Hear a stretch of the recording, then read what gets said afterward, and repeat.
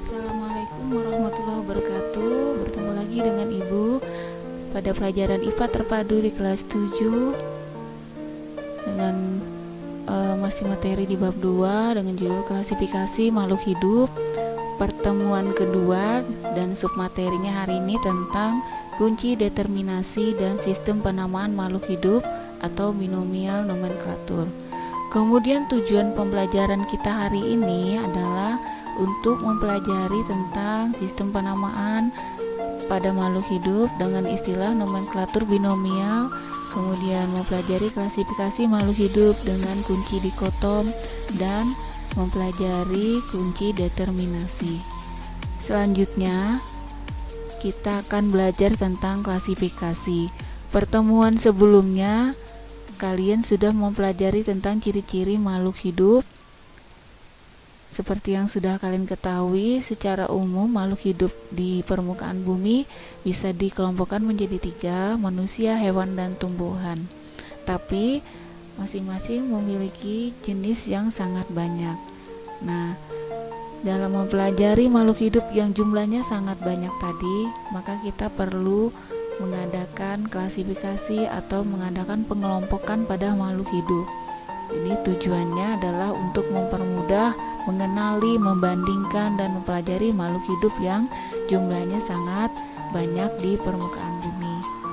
Itu tujuan kita belajar tentang klasifikasi. Tujuan khusus atau tujuan lain dari klasifikasi makhluk hidup diantaranya kita bisa mengelompokkan makhluk hidup berdasarkan persamaan dan perbedaan ciri yang dimiliki. Kemudian kita bisa membedakan makhluk hidup yang satu dengan jenis makhluk hidup yang lainnya. Kemudian kita mengetahui hubungan kekerabatan antar makhluk hidup melalui persamaan cirinya tadi dan memberi nama makhluk hidup yang belum diketahui namanya.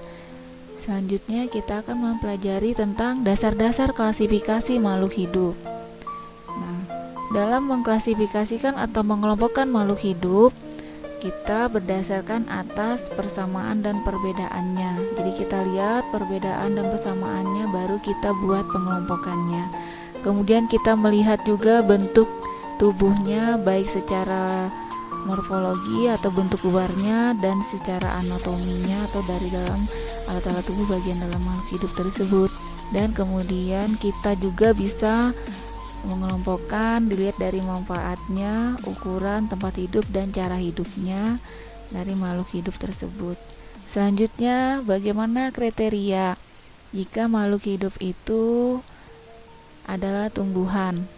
Maka cara mengelompokkannya kita harus melihat organ perkembangbiakan tumbuhan tersebut, bagaimana, apakah memakai spora atau dengan bunga, kemudian bentuk hidupnya atau habitusnya apakah berupa pohon, perdu, dan semak, kemudian ukuran daunnya juga bisa dijadikan kriteria klasifikasi tumbuhan, dan cara perkembangbiakan tumbuhan apakah secara generatif atau vegetatif. Selanjutnya, bagaimana dengan hewan?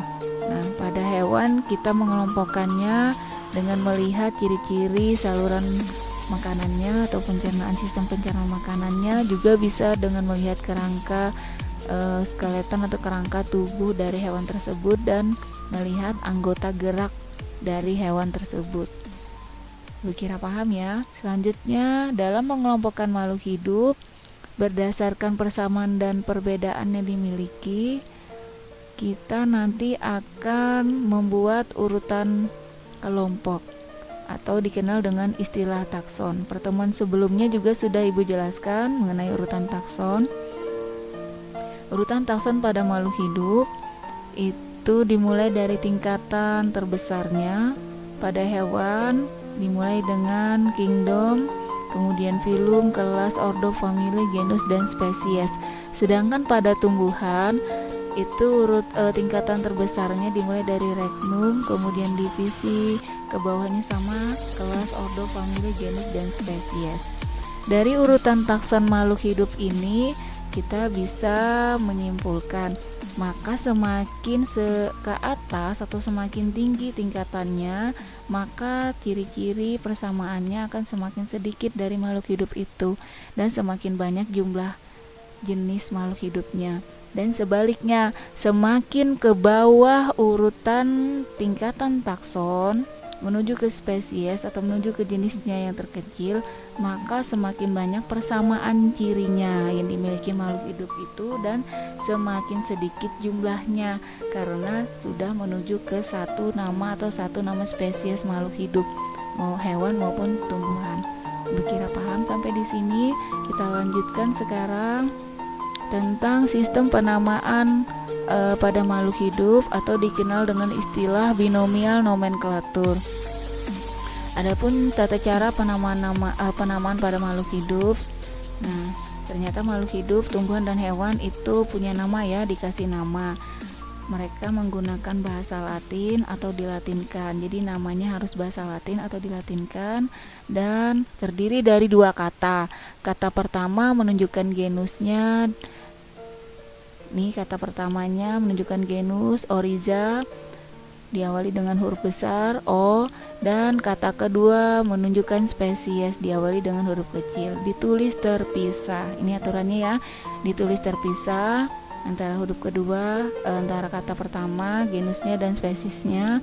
Kemudian dicetak tebal atau dicetak miring atau di garis bawah seperti ini. Nah, ini contohnya. Oryza sativa adalah nama Latin untuk tumbuhan padi. Jenis tumbuhan yang lain sudah memiliki nama Latin masing-masing atau nama ilmiah. Juga hewan juga sudah banyak memiliki nama Latin dan nama ilmiah sendiri. Sistem penulisan nama ini pertama kali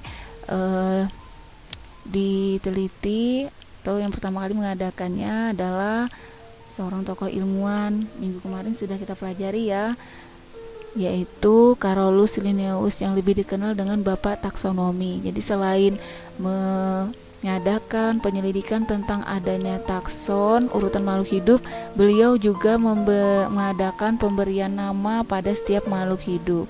Dengan tujuan itu tadi supaya kita mudah mempelajari mengenal setiap makhluk hidup. Kita lanjut. Nah, ini tadi satu lagi ya. Pada penamaan, jika ada penemunya maka ditulis dengan huruf depannya saja. Contohnya tadi Oryza sativa, L. L ini adalah singkatan dari penemunya, yaitu Linnaeus atau Carolus Linnaeus. Selanjutnya kita akan belajar tentang kunci determinasi. Minggu kemarin juga sudah kita pelajari sedikit tentang kunci determinasi, yaitu kunci yang dipergunakan untuk menentukan urutan filum, divisi, kelas, ordo, famili, genus dari suatu spesies. Atau dengan kata lain, kunci determinasi ini digunakan untuk menentukan urutan takson dari makhluk hidup. Hal-hal yang perlu diperhatikan pada saat kita mau membuat kunci determinasi makhluk hidup, diantaranya kita harus membuat dulu kunci dikotominya. Nah, jadi kunci harus dikotom. Yang lainnya bisa kalian baca ya. Selanjutnya, kunci determinasi sederhana dinamakan kunci dikotom. Itu tadi Ibu katakan, sebelum membuat kunci determinasi maka kita harus membuat kunci dikotom dulu. Kunci dikotom itu adalah kunci atau keterangan ya. Kunci dikotom itu berisi tentang keterangan yang disusun berpasangan dan menunjukkan ciri yang berlawanan dari beberapa makhluk hidup yang ingin kita buat kunci determinasi. Selanjutnya kita langsung ke contoh kunci dikotom untuk membuat kunci determinasi. Kalian perhatikan, ini adalah tabel cara membuat kunci dikotom. Tumbuhan yang ingin dibuat kunci dikotom dan kunci determinasinya ada 6 macam: lumut, suplir, jagung, kedelai, terong, dan belinjo. Seperti yang tadi Ibu jelaskan, kunci dikotom itu terdiri dari 2 ciri yang berlawanan. Jadi kalian buat 2 kotak yang memuat ciri yang berlawanan.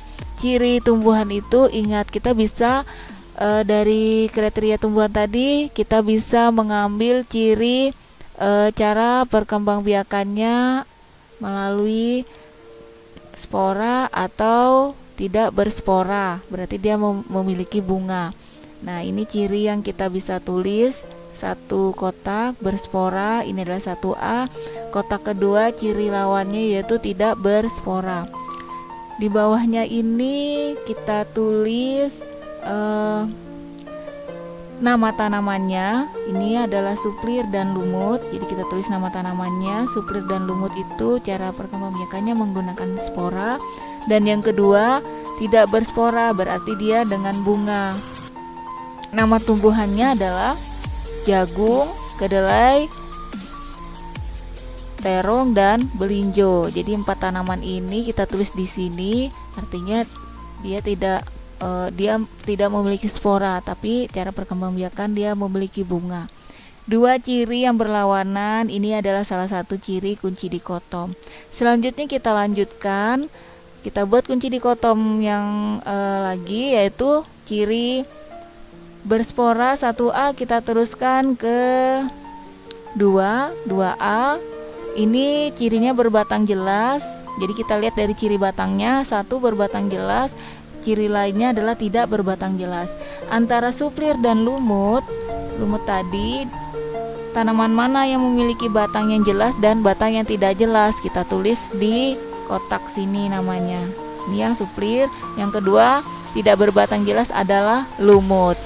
Sampai sini paham ya? Yang ciri tidak berspora juga kita lanjutkan. 1, apakah dia memiliki biji tertutup dan memiliki biji terbuka lawannya. Nah, biji terbuka ternyata kita dapat tumbuhan belinjo. Nah, kalau sudah dapat 1 nama tanaman, berarti kunci dikotom sudah didapatkan sampai sini. Stop ya, tidak dilanjutkan lagi dengan ciri yang lain. Kalau sudah dapat 1 tanaman seperti ini. Sedangkan biji tertutup ternyata masih ada beberapa tanaman, yaitu jagung, kedelai, dan terong. Maka kita harus meneruskan dengan kunci dikotom selanjutnya. Itu kita buatkan ciri lagi yang berlawanan. 1 berkeping 2 dan 1 tanaman berkeping 1. Antara 3 tanaman ini mana yang berkeping 2, yaitu kedelai dan terong. Kita masukkan lagi namanya di dalam kotak sini. Dan yang berkeping 1 ternyata tumbuhan jagung. Nah, berarti jagung sudah dapat 1 nama ya. Berarti jagung sudah stop sampai sini. Kunci dikotomnya udah dapat. Kita lanjutkan yang masih memiliki 2 tanaman tadi. Kita lanjutkan dengan ciri yang berbeda. Dari bunganya lagi, 1 berbunga kupu-kupu, yang 1 berbunga trompet. Kita pilih antara terong sama kedelai, mana yang memiliki ciri tadi. Nah, ternyata kedelai punya bunga kupu-kupu, sedangkan berbunga trompet adalah tanaman terong. Sampai sini kunci dikotom sudah selesai, karena sudah kita dapatkan 1 nama atau 1 jenis tumbuhannya. Sampai sini paham ya? Kalau kunci dikotom ini sudah selesai, baru kita bisa membuat kunci determinasi. Jadi kita buat kunci determinasinya. Determinasinya kita buat dari hasil kunci dikotom ini. Kunci determinasinya kita buat dengan nomor 1A. 1A ini ditulis keterangannya di tabel tadi adalah tumbuhan berspora. Kita tulis 1A, tumbuhan berspora. Ini namanya 1A.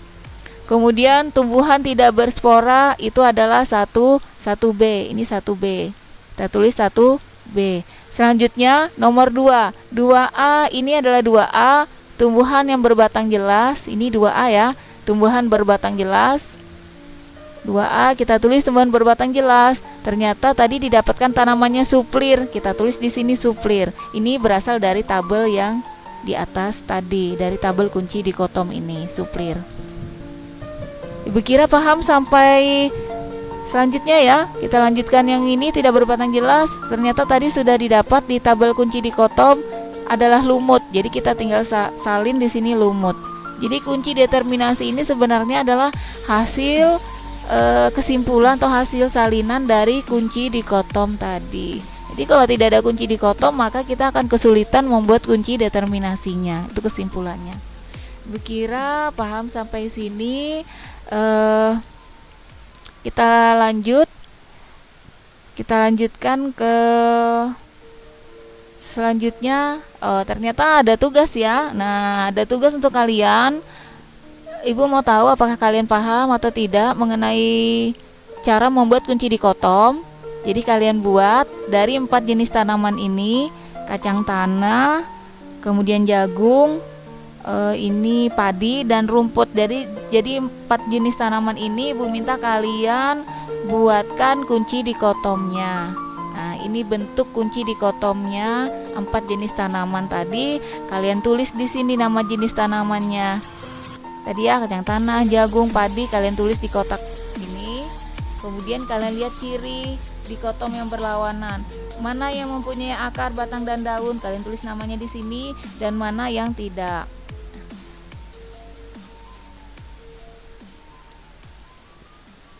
Ya, mana yang tidak memiliki ciri, batang dan daun.